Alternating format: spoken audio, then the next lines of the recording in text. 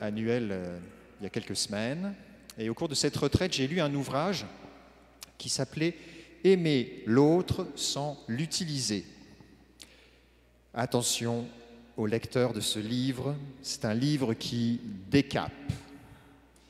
L'objet de ce livre, c'est de nous aider à réaliser combien, dans notre manière d'aimer les autres, nous les utilisons. On fait des retours sur soi. On les aime parce qu'on en retire quelque chose. Alors cet ouvrage, il vous fait prendre conscience de toutes vos manières d'aimer qui ont besoin d'être purifiées. J'ai découvert, par exemple, qu'il y a une personne, quand je lui téléphone, c'est toujours pour lui demander un service. Il y en a ici qui rigolent, et cette personne n'est pas supposée être là. Donc ça veut dire que je le fais avec d'autres personnes. Et donc vous me faites prendre conscience de, on appelle des gens parce qu'on en a besoin. J'appelle des personnes parce que j'ai besoin de leur service. C'est une prise de conscience pas très agréable en fait. Parce que quand tu regardes bien, il y a plein de lieux, d'aspects de ta vie que tu fais comme ça. Tu te ressentes sur toi-même. Tu ne cherches pas à prendre des nouvelles de la personne pour elle-même, tu n'es pas là pour t'intéresser à elle, non, je l'appelle juste pour lui demander un service. Alors ce bouquin, il vous aide, à débusquer toutes les opportunités où nous utilisons les autres, donc ça c'est déjà pas agréable, mais la bonne nouvelle c'est qu'il nous aide à en sortir. Et la clé dans cet ouvrage, c'est de commencer par goûter à l'abondance de l'amour de Dieu pour nous. On commence par réaliser que Dieu ne nous utilise pas, qu'il a un cœur généreux, un cœur immense et un cœur rempli d'abondance qu'il veut déverser sur nous. Alors, c'est dans cette série en fait d'homélies, nous voulons débuter en ce mois d'octobre-novembre, ça y est, on rentre en novembre, on veut débuter une nouvelle série d'homélies sur l'abondance. À partir de cette parole de la deuxième lettre aux Corinthiens, Dieu est assez puissant pour vous donner toute grâce en abondance et que vous ayez en abondance de quoi faire toutes sortes de biens.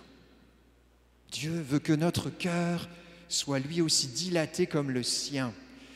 Et force est de réaliser que on a des petites conversions, voire des grandes conversions à vivre, et moi le premier. Car notre cœur est fait pour recevoir en abondance. Notre cœur est fait pour se dilater. C'est un muscle, même dans notre physiologie, c'est un muscle qui est fait pour grandir. Il peut grandir. On dit de certains saints, suite à une grâce reçue, que leur cœur a grandi. Notre cœur est fait, lui aussi, pour se laisser bouleverser par cette abondance de Dieu. Beaucoup d'entre nous, pendant la pandémie, ont suivi un parcours sur la gratitude ou la reconnaissance. C'est un chemin où je reconnais l'abondance, je me laisse toucher par l'abondance que je vis, dans laquelle je suis baigné.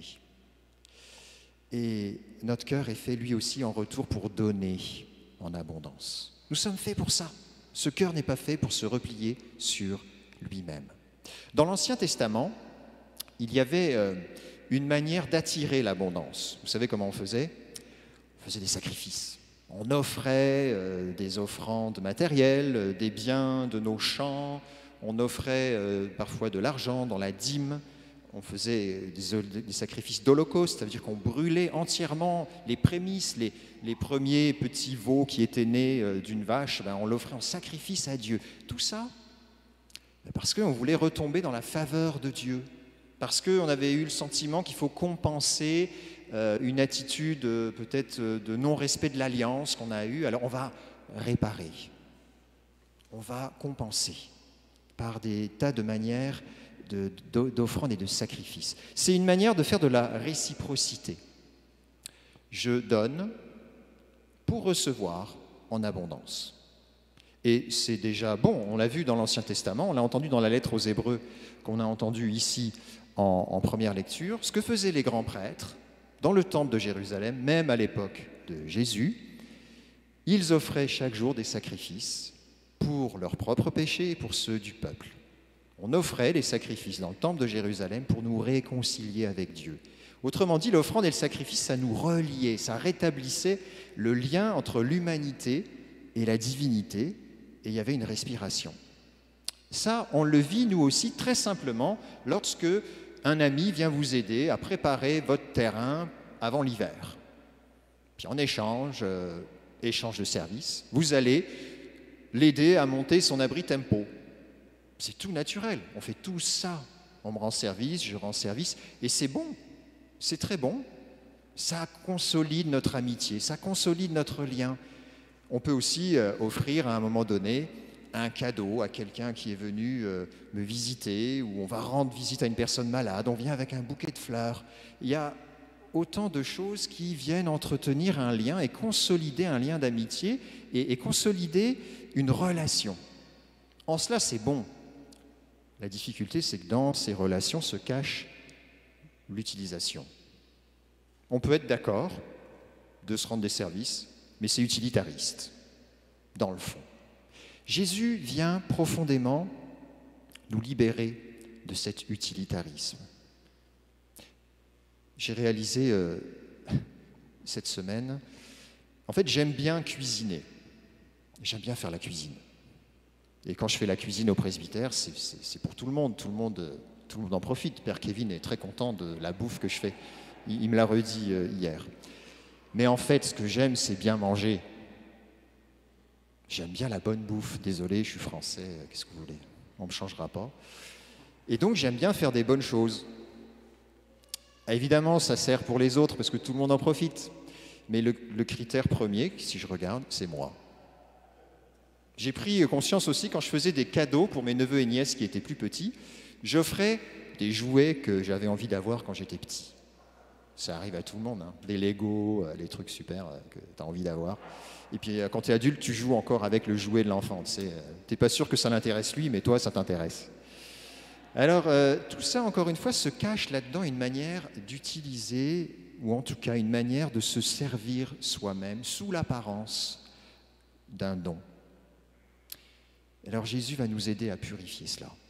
Et il le fait, et on l'a entendu à nouveau dans l'Écriture, Jésus le fait et le dit à un moment donné lorsqu'il rencontre la Samaritaine, « Si tu savais le don de Dieu, si tu savais le don de Dieu. » Il parle à une femme, vous vous souvenez, cette femme samaritaine, qui a une soif d'abondance. Elle qui n'arrête pas d'enchaîner des relations amoureuses avec des hommes, et c'est des relations toujours plus plates qui insatisfont sa vie.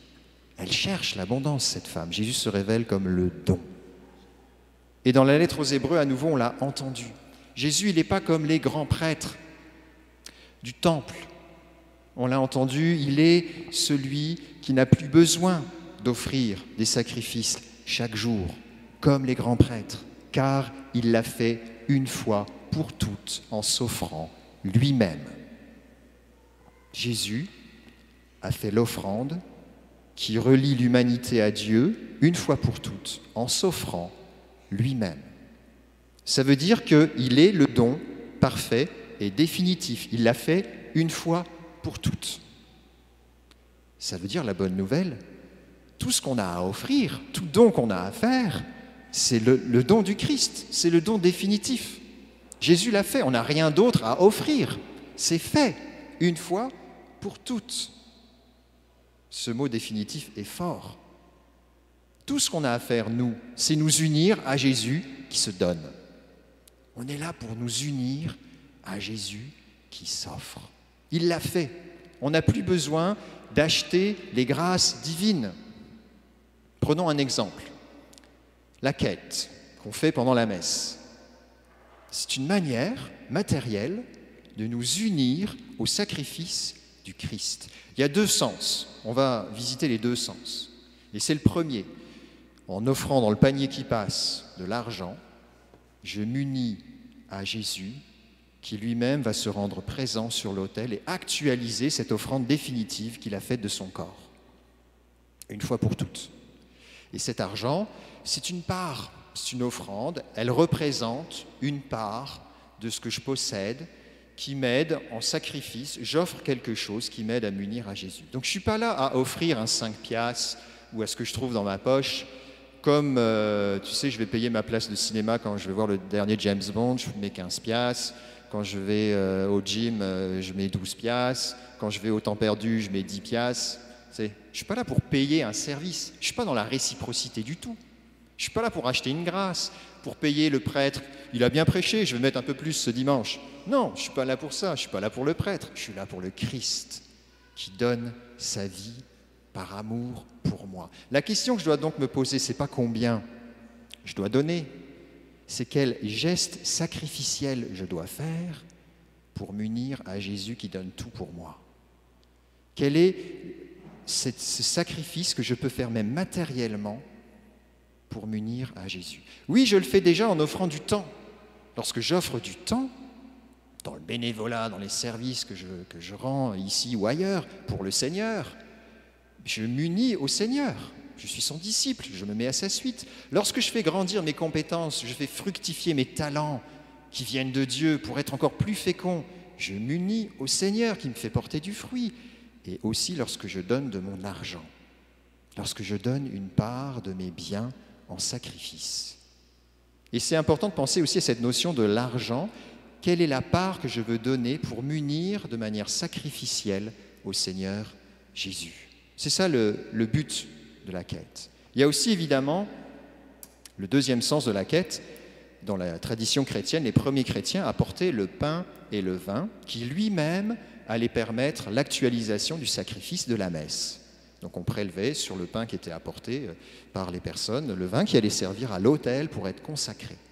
Ça s'est très vite arrêté et très vite les gens ont apporté de l'argent puisque heureusement que vous n'avez pas tous une bouteille de vin et du pain tous les jours, on ne saurait pas quoi en faire. En revanche, votre don, ce qu'il fait, c'est qu'il permet à cette église d'être debout, plus ou moins chauffée, avec un toit si possible qui ne fuit pas, d'avoir un prêtre qui est disponible pour confesser pendant la messe et avant la messe, d'avoir une salle communautaire où on peut faire un parcours alpha et une activité avec les ados. Il nous permet aussi d'être présents en ligne, d'enregistrer des balados et d'avoir une... Tout ça, c'est votre don qui le permet. Donc évidemment, sur le don que vous faites, tout cela, ça sert à faire vivre et à rendre possible l'actualisation du sacrifice de Jésus. Et c'est une manière d'y participer. Je sais que parmi vous, beaucoup n'ont plus d'argent sur eux et plus de cash. Moi non plus, je me balade souvent avec une carte. Alors, c'est l'occasion en fait de donner en ligne et de réfléchir. Je ne suis pas là à donner, zut, j'ai encore rien dans mes poches, j'ai rien à donner. C'est quand même dommage.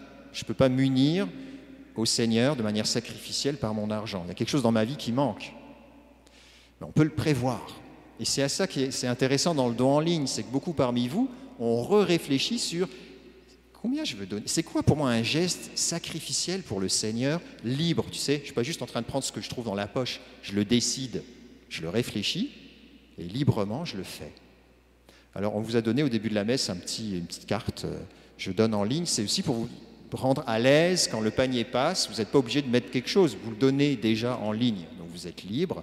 Puis ceux qui ne le font pas se disent « Tiens, moi je pourrais peut-être le faire aussi » ou « Je donne du cash ». Enfin, on peut faire tout ce qu'on veut. L'idée, c'est d'être plus libre avec notre argent et qu'il soit véritablement une manière de rendre grâce à Dieu et de véritablement le faire comme le Seigneur le fait, autant qu'on peut, autant qu'on peut. Le Seigneur s'offre sans nous utiliser. Nous aussi, on veut offrir sans avoir le sentiment d'être utilisé. Le but, c'est d'être libre. C'est que notre offrande soit la plus libre possible.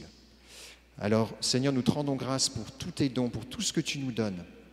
Nous te remercions pour les dons que tu nous fais, les compétences, le temps que nous avons et que nous offrons, pour l'argent que nous avons. Nous savons que tout vient de toi, Seigneur. Nous te remercions de nous bénir et nous te demandons de nous permettre de nous unir à toi, de répondre à ton abondance par la générosité abondante de notre cœur. Amen.